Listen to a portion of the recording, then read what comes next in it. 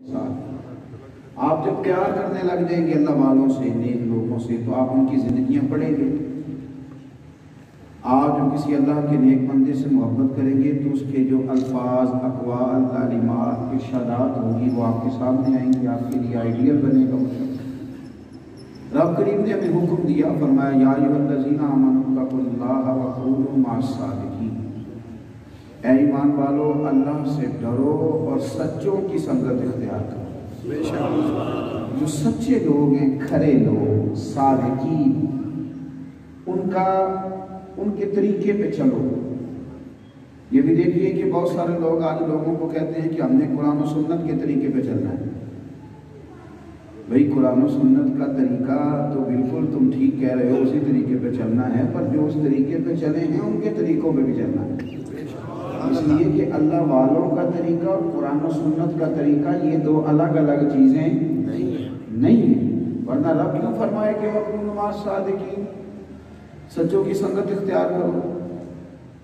ہر نماز میں کیوں پڑھتے ہیں اهْدِنَا الصِّرَاطَ الْمُسْتَقِيمَ صِرَاطَ الَّذِينَ أَنْعَمْتَ عَلَيْهِمْ؟ اگر ان لوگوں کی ضرورت ہی نہیں ہے سیدھا سیدھا آپ کو قرآن و سنت پر ہی فقط چلنا ہے، تو یہ الفاظ قرآن مجید نے کیوں بیان کیا؟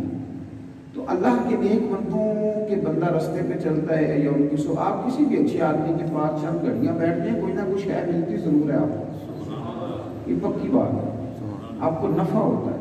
حضرت جنید بغدادی رحمۃ اللہ علیہ فرمایا کرتے تھے اللہ کے بندوں کی باتیں تو اللہ کے لشکروں میں سے لشکر ہے، یہ تو فتح کر لیتی ہے، انسان کامیاب ہو جاتا ہے۔ ولایت کا معنی کیا ہے؟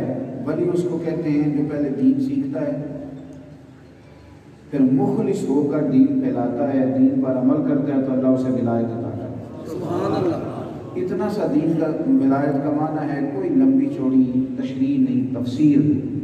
حضرت مجدد الفسانی رحمۃ اللہ علیہ فرماتے ہیں علم، اس پر عمل اور عمل میں اخلاص، پر تین چیزیں اگر تیرے پاس ہیں تو تجھے رب ضرور اپنی ولایت عطا فرمائے اور اپنے فضل سے عطا فرمائے۔ علم پر عمل اور عمل میں اخلاص، ان کو ذرا کم کر دیں گے، اس کی تھوڑی سی اور بس بات کی سمجھ ہے۔ بھائی حضرت غوث پاک رضی اللہ تعالیٰ عنہ ہوں، کوئی بھی اور بزرگ ہوں، ان سب نے علم، عمل اور اخلاص اس کو اپنایا۔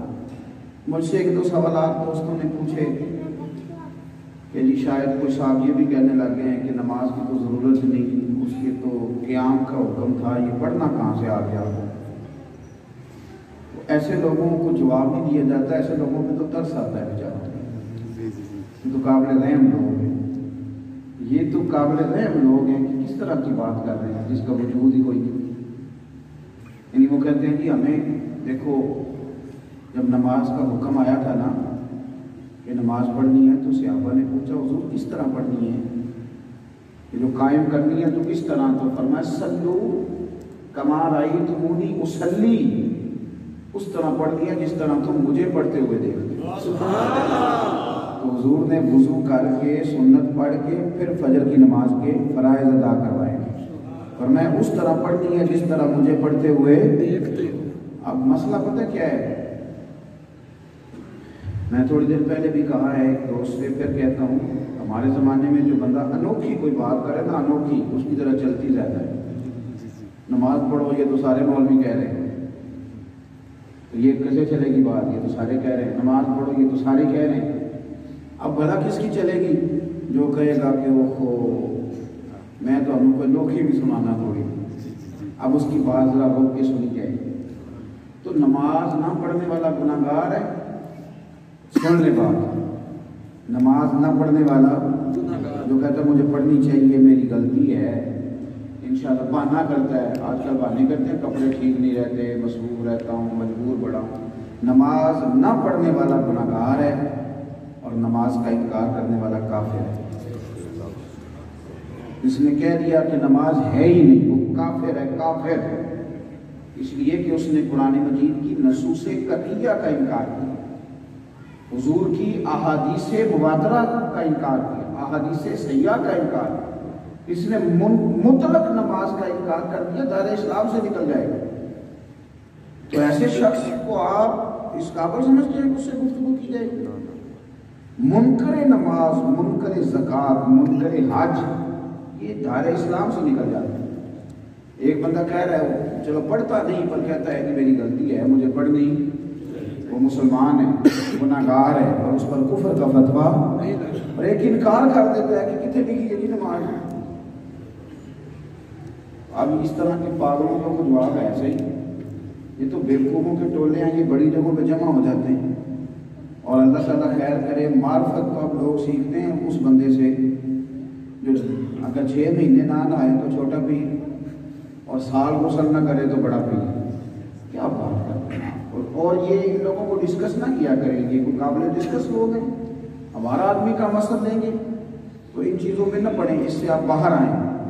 اسلوب دیکھیں دین کا، اصل میں ہوا پتہ کیا ہے، علماء نے میری مریدی نہیں کی کہ اللہ تعالیٰ علماء سے حساب لے گا اس بات کا، ناراض اگر ہوتے ہیں تو ہو جائیں، کوئی مسئلہ نہیں۔ انہوں نے جاہل پیروں کی تعریفیں کی، جاہلوں فلانا ولی کامل ہے درویش، اس طرح کا وہ کامی ہو سکتا ہے جب اسے دین کا پتہ ہی کوئی نہیں۔ یہ ہم نے دے دیا جاہلوں کو شعبہ، ان پڑھ بندے کچھ پتہ نہیں پیر بن کے بیٹھ جاتے ہیں۔ لوگ سمجھتے ہیں شاید ملانگ جو ہوتا ہے وہ پیر ہوتا ہے، پڑھے نا غوث پاک کی بات کر رہا ہوں، غوث پاک سے بڑا تو خاندان کسی کا نہیں نا، ماں کی طرف سے حسنی ہیں، ابا کی طرف سے حسینی ہیں، حسنی حسینی سید، نانا بھی ولی، ابا بھی ولی، اماں بھی ولی، پھوپھی بھی ولی۔ غوث پاک کو بھی چاہیے تھا نا، کہہ دیتے فیض ہی بڑا ہے، پڑھنے کی ضرورت ہی کوئی نہیں، فیض ہوتا ہے نا بچوں، پیروں کے بچے علم دنی والے سارے فیض ہے، پڑھے گئے، غوث پاک کی دعویٰ کر دیتے۔ لیکن غوث پاک نے 12 سال تعلیم حاصل کی، مدرسے میں رہ کے تعلیم حاصل، پتے کھا کے تعلیم حاصل، اور غوث پاک کہتے ہیں پہلے میں نے پڑھا، پھر اس کے بعد غوث پاک نے کیا تویز لکھے، میں نے ڈھونڈا ہے غوث پاک کی ساری زندگی سے مجھے تویز کوئی نہیں ملی، جائز ہے تویز میں بھی لکھ کے دیتا ہوں، پر غوث پاک نے تویز لکھی ہوں یہ کسی کتاب میں موجود ہے۔ ان کا دامد رول کا کیا ٹائم تھا، منگل والے دن بیٹھتے تھے کہ اتوار والے دن بیٹھتے تھے، یہ کسی کتاب میں موجود ہے۔ غوث پاک کرتے کیا تھے، فیض کس طرح دیتے تھے، فجر کی نماز کے بعد حضور غوث پاک فقہ کا درس دیتے تھے۔ یہ تو جڑا بندہ ساری عمر کام کرے وہ تو مولوی رہ جاتا بیچارہ، وہ کتوں پیر ہویا، وہ تو وضو غسل کے مسئلے بتا رہا ہے۔ فجر کی نماز کے بعد غوث پاک رضی اللہ تعالیٰ عنہ فقہ کا درس دیتے، اور صبح باقاعدہ تدریس کرتے، مدرسے میں اسباق پڑھاتے۔ آپ پیریڈ کہتے ہیں جو کالج اور یونیورسٹی کے لوگ ہیں، ہم جو مدرسوں کے لوگ ہیں ہم کہتے ہیں اسباق۔ ہمارے یہاں ایک ناظم تعلیمات ہوتے ہیں مدارس دینیہ میں جو تقسیم کرتے ہیں اساتذہ کو کہ آپ حدیث پڑھائیں گے، آپ تفسیر پڑھائیں گے، آپ گرامر پڑھائیں گے، آپ فقہ پڑھائیں گے۔ تو حضور غوث پاک رضی اللہ تعالیٰ عنہ سال ختم ہوا تو ناظم تعلیمات نے عرض کی حضور آپ کو کون سی کتاب دینی ہے، کون سا پیریڈ دینا ہے، کون سا سبق پڑھائیں گے؟ تو آپ فرمانے لگے مجھے کتاب کوئی نہیں دینی۔ تو حضور پھر بچوں کو اس دفعہ آپ نے نہیں پڑھانا، فرمایا پڑھانا تو ہے پر مجھے کتاب نہ دو، اس طرح کرو لائق سارے تم رکھ لو اور نالائق سارے مجھے دے دو۔ جتنے نالائق ہیں نا وہ سارے میں پڑھاؤں گا، حالانکہ نالائقوں کا وارث کوئی نہیں بنتا، لائقوں کے بنتے ہیں سارے۔ یعنی جو بچہ فرسٹ آتا ہے اس کا نام لکھتے ہیں بورڈ پہ، بھئی جو فیل ہوئے اس نے فیسیں نہیں دی آپ کو، وہ نہیں آیا مکتب۔ نالائقوں طالب علم تھا، غوث پاک اسے سبق یاد کراتے، وہ پھر بھول جاتا، پھر یاد کراتے، پھر بھول جاتا۔ مدرسے کے طالب علموں سے پیار کریں، رب راضی بڑا ہوتا ہے۔ اور میں کیا شکوہ کروں سیٹوں نوابوں کا، مذہبی لوگ بھی مدرسوں کے بچوں سے پیار نہیں کرتے، مدرسے بنانے والے بھی مدرسوں کے بچوں سے پیار نہیں کرتے، مختمم اور ناظم کے لانے والے بھی پیار نہیں کرتے۔ یہ تو سمجھتے ہیں شاید یہ مخلوق فارغ کی تو ہمیں مل گئی ہے، بڑا سخت حساب لے گا اللہ۔ میں نے تو مدرسوں والوں سے پوچھنا شروع کر دیا ہے کہ بچوں کو برگر ہفتے میں ایک دفعہ دیتے ہو کہ نہیں؟ سب گھروں میں لوگ بچے برگر کھاتے ہیں کہ نہیں؟ میں نے کہا تسی بڑے نیک ہو، تسی نہیں کھاتے؟ ہاں نہیں کھاتے ہیں کہ نہیں بچے برگر، پیزا؟ تو ان کے لیے حرام ہے جو مدرسوں میں رہتے ہیں؟ یہ ذمہ داری کون پوری کرے گا؟ ان کو توکل کا درس دیا جاتا ہے، یہ کام نہیں کریں آپ۔ غوث پاک نالائق بچے کو سبق یاد کرا رہے ہیں، بار بار یاد کراتے وہ بار بار بھول جاتا، بار بار ایک استاد کہنے لگے حضور چھوڑنے اسے تو یاد ہوگا ہی نہیں، پر میں یار میرا دل کرتا ہے اسے پیار کرنے کو، مجھے کرنے دو نا، سبحان اللہ، پتہ نہیں کتنے دن ہے زندگی کے، کرنے دو نا، نالائق سے پیار کرنے۔ او میرے پیارے دوست، استاد کہتے ہیں چند دن گزرے تھے کہ بچہ ہی فوت ہو گیا، میرے بڑے ہی آنسو نکلے، میں نے کہا قربان جاؤں۔ جاتے جاتے غوث اعظم رضی اللہ تعالیٰ عنہ نے رب کریم کی اس بندے سے کتنی محبت فرمائی۔ صبح فقہ کا درس دیتے، پھر صبح آ کے کلاس میں بچوں کو سبق پڑھاتے، پھر ظہر کی نماز کے بعد غوث اعظم تفسیر کا درس دیتے، عصر کے بعد حدیث پاک کے لوگوں کو درس دیتے، ہفتے میں 3 جلسے ہوتے۔ آج کل ایک بیماری اور چلی ہے، کہتے ہیں تو مقرر ہے جی، خطیب ہے جی، خطیب ہونا ایسی فارغ ہی کام ہے، اس کا کوئی معنی ہی نہیں۔ غوث پاک فرماتے ہیں کہ میں پڑھاتا بھی تھا، میں لکھتا بھی تھا، میں درس بھی دیتا تھا، بس تقریر نہیں کرتا تھا مجمع میں، عوامی مجمع میں تعلیم حاصل کر لی، تقریر نہیں کرتا تھا۔ تو یہ تقریر اتنا ضروری کام ہے کہ خود مجھے رسول کائنات کی زیارت نصیب، معمولی بات نہیں، حضور تشریف لائے، چر ہویا میں نے ترلے لے دیا، کدی موڑ میرے برباگاں، تے خواب میری وچ ایک بار جاویں میں ساری عمر نہ جاگا۔ سرکار خود تشریف لائے، اور کریم نے فرمایا کہ عبد القادر تقریر کیوں نہیں کرتے؟ آپ یہ کہہ کے گزر گئے کہ مقرر ہے، اور بھائی سارے نہیں ہوتے، یہ بھی اللہ چنتا ہے کسی کو، یہ بھی رب کریم ہی اسباب پیدا کرتا ہے، بندہ محنت سے یہ کام بھی نہیں کر سکتا۔ کہا تقریر کیا کر، حضور اتنے فصیح و بلیغ لوگ، میں کیسے خطاب کروں گا، میں کیسے بات کروں گا؟ تو حضرت غوث پاک فرماتے ہیں جب میں نے عرض کی حضور اتنے بڑے مجموع میں کیسے بولوں گا، تو کریم رسول فرمانے لگے منہ کھول۔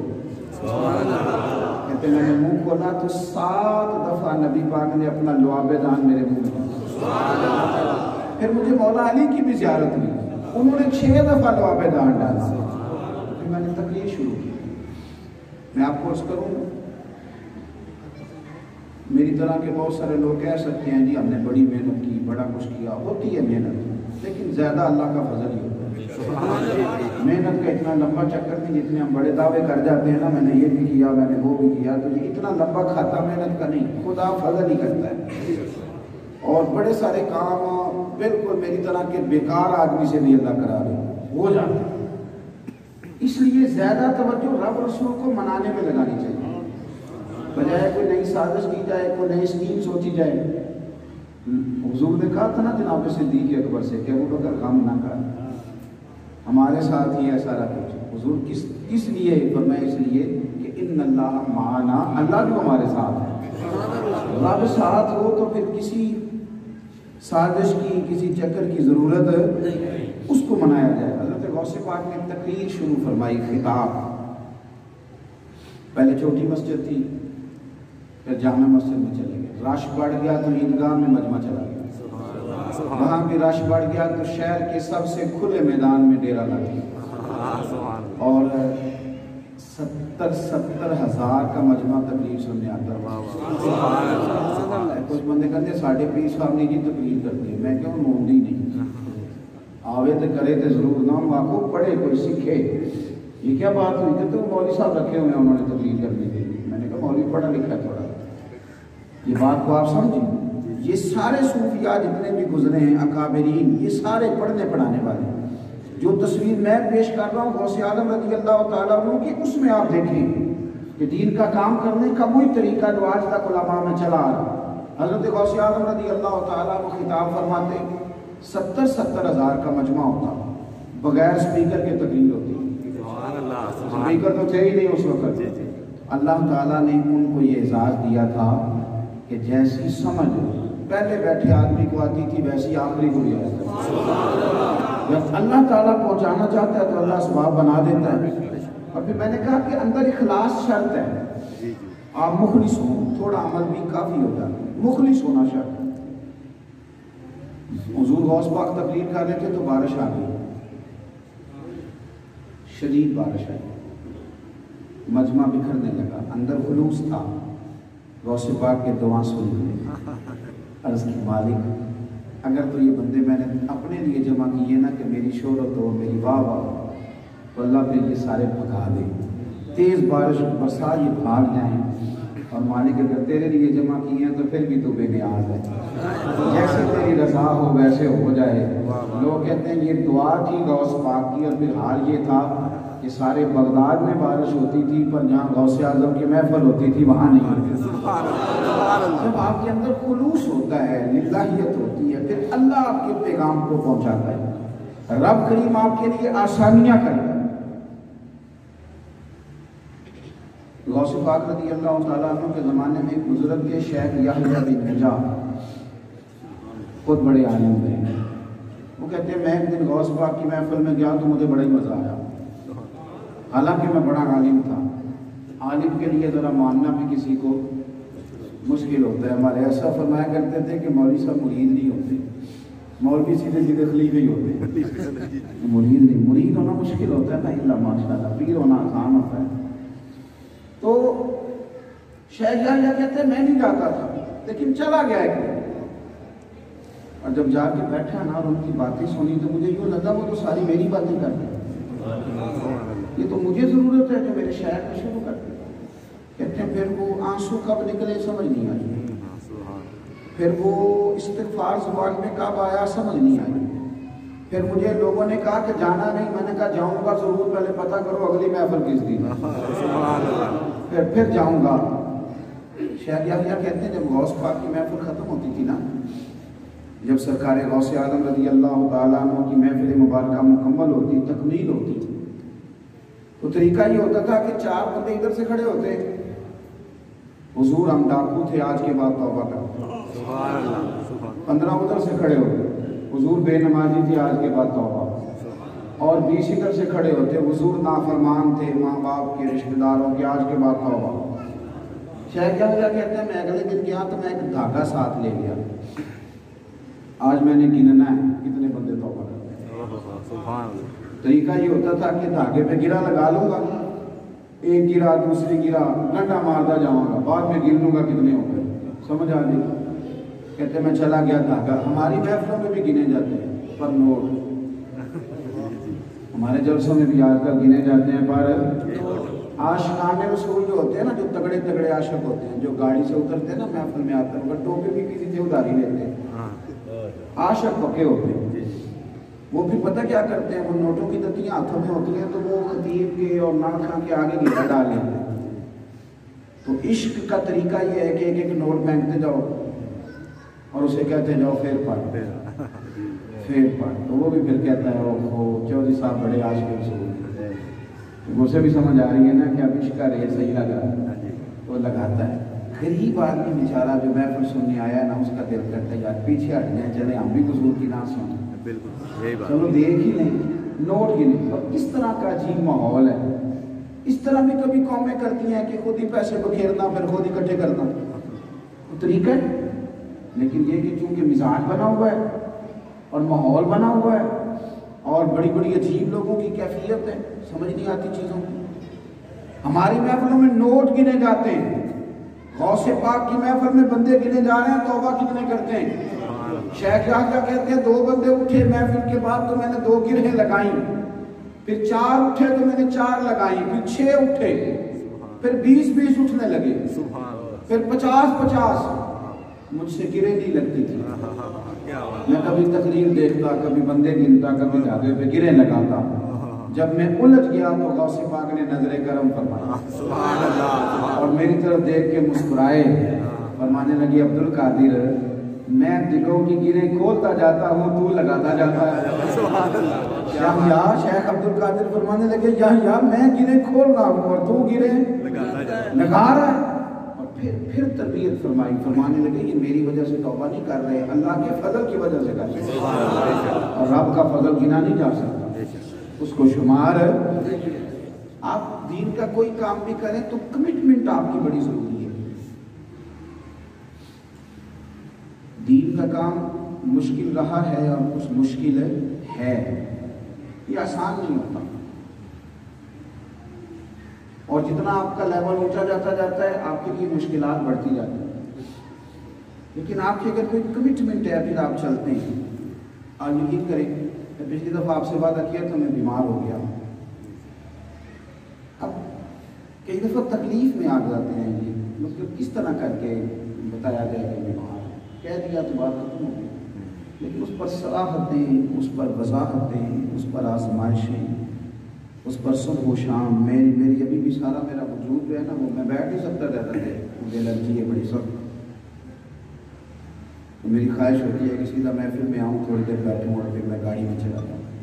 کئی دفعہ میں پیروں کے بل بیٹھ کے سفر کرتا ہوں. کچھ تکلیف ہے لیکن یہ کہ آپ کی کمٹمنٹ ہے نا. اور جیسے کہہ چکا ہوں کہ بیکار لوگ ہیں چلو اللہ دین کا کام لے رہا ہے. لیکن کئی دفعہ اتنی مشکل آ جاتی ہے کہ آپ محسوس کرتے ہیں یار اب اس بات کی وضاحت کیسے دی جائے. ظاہر ہے دوستوں نے بندوبست کیا، اشتہار چھپ گئے، لوگوں نے کہہ دیا اور رش ہو گیا. اور آپ کی ایک سوشل لائف ہوتی ہے اس میں کسی وقت کوئی مسئلہ آ جاتا ہے. میں نے ایک جگہ جلسے کا ٹائم دیا ہوا تھا اور میری ہمشیرہ کی ساس کا انتقال ہو گیا. اب باقی تو آپ سارے کام چھوڑ سکتے ہیں، بچیوں کا سسرال نہیں چھوڑ سکتے. اب وہ جلسہ بہت بڑا تھا، وہ صاحب کہے آپ کو پہنچنا ہے. اور جو ان کی بات اپنی جگہ درست ہوتی ہے، ظاہر بندوبست کیا ہوتا ہے. اور دوسری جانب جو معاملات ہوتے ہیں وہ بھی اپنی جگہ پہ. لیکن آپ کی کمٹمنٹ آپ سے کچھ کبھی کبھی امتحان لیتی ہے، پر آتا اس کا بھی مزہ ہی ہے. آپ کو مزہ آتا ہے کہ یار نہیں اگر میں کچھ کر رہا ہوں تو یہ آزمائش بھی آئی ہے تو یہ بھی تو اس کا کرم ہی ہے نا. لیکن کئی دفعہ آپ بڑی سخت آزمائش کے نیچے دب جاتے ہیں. پھر آپ کو پتہ چلتا ہے کہ اگر دعویٰ کیا ہے دین کا کام کرنے کا تو اب چکھنا بھی ہے مزہ. یاری تیری سونا پر آزمائشاں بھی تے تیریاں آ اے سونا پر کیا جامدہ ہی پہلو نہ لگاں دے لگ. حضور غوث پاک 70 ہزار کا مجمع آتا، گھوڑوں پہ کھچروں پہ لوگ چلتے، ہفتوں اور مہینوں کا سفر کرتے، جا کے تقریر سنیں گے. منگل والی مجلس میں 3 مجلسیں محفلیں ہوتی تھی، جمعے والے دن صبح، اتوار والے دن صبح اور منگل والے دن رات کو. کسی ایک میں چلو پہنچ جائیں گے جا کے تقریر. 70 ہزار لوگ آ کے بیٹھ گئے. ہمارے بزرگوں نے بڑی محنت سے دین پھیلایا، بڑی مشقت. لوگ بیٹھ گئے. 400 علماء کاغذ قلم لے کے بیٹھتے تھے جو غوث اعظم کی تقریر کے نکات لکھتے تھے. غوث پاک کی محفل میں لوگ آ گئے، جم گئے. ادھر گھر میں غوث پاک آ نہیں رہے. کیوں؟ اس لیے کہ غوث اعظم کے بیٹے کا انتقال ہو گیا. صاحبزادے کی میت مبارک پڑی. حضور آپ کیا کر رہے ہیں؟ آپ جائیں گے تقریر کریں گے؟ یہ تو مشکل اولاد آدمی کو کمزور کر دیتی. اب یہاں آپ کیا فرمائیں گے؟ تو میں نے کہا آپ کی جب کمٹمنٹ ہوتی ہے تو پھر آپ کو نا کئی دفعہ جذبات کے دھاروں پر کنٹرول کرنا پڑتا ہے. تو سرکار غوث اعظم رضی اللہ تعالیٰ عنہ فرمانے لگے تم اس طرح کرو، میرے بیٹے کو غسل اور کفن دو جب تک میں ممبر پہ بیٹھ کر رسول اللہ کا دین بیان کروں. آپ اس درد کو سمجھیں. یہ تو چڑھیا اترے دار بھی نہیں اور یہ تو بکیا عشق بازار بھی نہیں. ایڈا سستا سودا پیار بھی نہیں، ایڈا سوکھا لبدا یار بھی نہیں. کوئی سمجھ نہیں آتی لوکاں موقع دے نال شہید کرے. اساں ڈٹھی یار دے ہاتھ تلوار بھی نہیں پر وہ خالی جاندہ وار بھی نہیں. کیا بات! آپ سمجھتے ہیں فلاں بھی بڑا بلند ہے، کبھی اسے پوچھ کے تو دیکھیں. جو آدمی بڑا ہوتا ہے اس کی آزمائش بھی بڑی ہوتی، بڑی آزمائش سے گزرتی. حضرت غوث پاک کے بیٹے کو یار پتر کو غسل دیا جا رہا ہو، کفن دیا جا رہا ہو، تقریب نکلتی ہے. لیکن غوث پاک نے خطاب کیا. کان میں آ کے کہا حضور حدیث پاک کا حکم ہے کہ جنازہ تیار ہو جائے تو دفن کرنے میں جلدی کرو. تو جنازہ تو تیار ہے، تو آپ کی تو مجلس ابھی شروع ہوئی ہے. یہ کمٹمنٹ ہے میرے غوث پاک کی دین کے ساتھ. ہم کوئی قادری ہیں تو مفت میں تو نہیں نا، ہم بڑا دیکھ داکھ کے قادری ہیں، بڑا سوچ سمجھ کے قادری ہیں. ہم نے وصیتیں لکھی ہیں کہ مریں گے تو قبر میں بھی غوث پاک کی نسبت کا خیال رکھیں. کیوں؟ اس لیے کہ یہ بہت بلند لوگ تھے. ہم نے انہیں آئیڈیل بنایا تو کچھ بڑا سمجھ کے بنایا. ہماری گردنیں جھک جاتی ہیں جب ان کا مقام اور معیار دیکھتے ہیں. حضرت غوث پاک نے فرمایا کیونکہ میں دین کی بات کر رہا ہوں، جنازہ اگر تیار ہو گیا نا تو یہی لے آؤ. میں منبر سے اتروں گا 4 تکبیریں پڑھوں گا. غوث پاک کی محفل میں جنازہ آیا، بیٹے کا جنازہ. غوث اعظم منبر سے اٹھے 4 تکبیریں پڑھی اور فرمایا تم میرے پتر کو لے جا کے دفن کر دو اور میں رسول اللہ کا دین میں آتا ہوں. اس معیار کے ساتھ سرکار غوث اعظم نے یہودیوں کو، عیسائیوں کو، غیر مسلموں کو کلمہ پڑھایا. مسلمان جو دین سے دور تھے انہیں دین کے قریب کیا. بات ختم کرنے لگا ہوں. کسی نے پوچھا حضور غوث پاک سے کہ آپ بتائیں آپ کتب کیسے بنے؟ تو فرمایا درست العلم حتی صرت کتبا، میں تو بس دین کا درس دیتا رہا ہوں، سنتا رہا ہوں، دین پڑھاتے پڑھاتے رب نے مجھے کتب بنا دیا. ساری زندگی سیکھیں آپ. قرآن پاک ٹھیک نہیں تو ٹھیک کریں، اگر ٹھیک ہے تو پھر ترجمہ پڑھیں، اور اگر ترجمہ درست ہے تو پھر کسی حدیث پاک کی جانب. ساری زندگی دی. یہ نہ کہیں کہ بس میری عمر بڑی ہو گئی اب میں نے پڑھ لی. آپ ہر دم جستجو میں رہیں اور دین کو سیکھیں. یہ آپ کی ولایت کے مدارج آپ کو طے کرائے گا. حضور غوث اعظم فرماتے ہیں کہ قطبیت ملتی ہے دین پڑھنے پڑھانے. اور دوسرا قول غوث پاک آپ نے یاد رکھنا ہے. کسی نے کہا حضور دین کو اگر 2 لفظوں میں سمیٹیں گے تو کیا کہیں گے؟ تو غوث پاک فرمانے لگے رسول اللہ کا سارا دین ادب کا نام. سبحان اللہ. ادب ادب ادب کا معنی کہ آپ سمٹے ہوئے ہوں. آپ بولیں تو ذرا سوچ سمجھ کے چلیں تو ذرا آپ یہ نہ کہیں کہ میں تو نہیں کہہ دیتا ہوں کہ جو میرے منہ میں آتا ہے. یہ بے ادبی ہے. ادب یہ ہے کہ میں جو کہتا ہوں ذرا سوچ کے کہتا ہوں. میں ہر بات کہہ دینے کا، بول دینے کا، بے باک ہونے کا شوق پیدا نہ کریں، باحیا ہونے کا شوق پیدا کریں. دعا کرتا ہوں جو میں نے کہا ہے اللہ اسے قبول فرمائے اور مالک کریم بندوبست کرنے والوں کی کوشش کو، کاوش کو قبول فرمائے. سلام ہوگا انشاءاللہ اور پیر سید جواد الحسن شاہ صاحب انشاءاللہ دعا فرمائیں گے. آخر دعوانا